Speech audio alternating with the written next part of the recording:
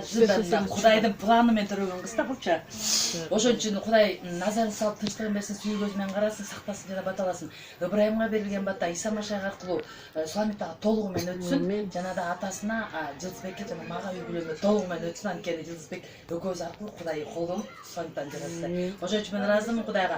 Шунча ыраазымын сиздер келгениңиздер үчүн, руханий бир туугандарым аркылуу Кудай кирди, бата келди.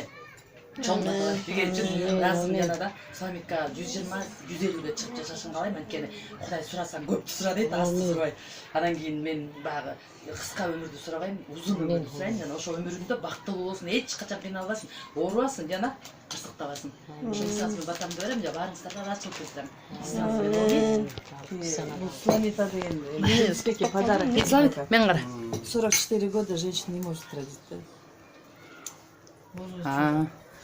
Загрузка болуп калды. Бирок минута сүйлөп Перезагрузка кылып коеюн.